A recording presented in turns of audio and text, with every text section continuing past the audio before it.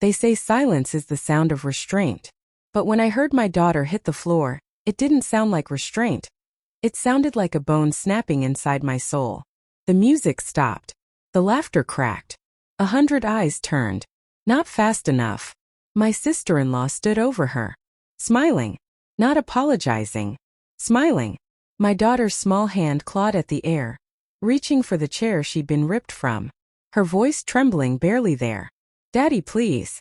I didn't freeze because I was scared. I froze because rage that deep doesn't rush. It calculates. And in that moment, while her laughter echoed through the hall, I made a quiet, permanent decision. No one noticed the tiny red light blinking under the cake table. It started months earlier. Little comments dressed as jokes. "She milks that wheelchair, doesn't she?" Kids know how to get attention. I brushed it off. Family rots faster when you feed every insult. But her eyes always lingered too long on my daughter, like she was waiting to catch her walking. One night, I overheard her on the phone. "She's not sick. She's acting. The tests are fake." I swear. It wasn't just a lie. It was envy sharpened into a weapon. So I said nothing. I watched. I listened. I kept a quiet ledger. When she announced the family event she'd be hosting, the one she thought would crown her queen of the evening, I made sure all the cameras were mine. I upgraded the home security system for safety, installed new cameras in the living room, the hallway, and later the event hall, tucked beneath the floral centerpieces she picked so proudly. Meanwhile, she escalated. Anonymous comments on my daughter's school photos. Cruel laughter behind closed doors. Every moment recorded. Every word time-stamped. I didn't warn her. I didn't confront her. Anger is loud. Revenge? Never. The morning after the event, I watched the footage alone. The hall full of guests. Kids running. Laughter swelling. Then impact.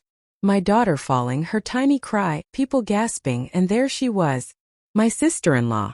Face twisted into a smirk before she stepped back in fake shock. I sent her the video. No message. No threat. Just truth. She called 6 minutes later, her voice shaking. "You can't. Please. You don't understand." I didn't mean. I stayed silent. Cowards always understand silence best. By morning, the video was everywhere it needed to be. The family group chat. Her coworkers. People whose opinions built her fragile little kingdom. She showed up at my door, mascara streaked, sobbing. My job, my husband, everyone left. Please just delete it. I studied her like a failed experiment. "You wanted attention," I said quietly. "Now you have it." "You're destroying me," she cried. I knelt down, voice flat as concrete. "No. You destroyed yourself." I just turned on the lights.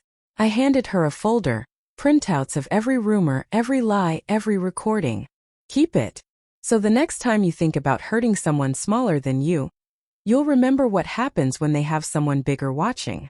She tried to speak again, but I had already closed the door. Her sobs faded into the rain, thin, pathetic, forgettable. My daughter healed slowly. She still flinches at loud laughter. And I still hear that thud sometimes. But guilt? Guilt is for people who wish they had done less. I only wish I had started sooner. People ask why I'm so quiet now. I tell them, peace isn't the absence of noise. It's the sound that comes after justice.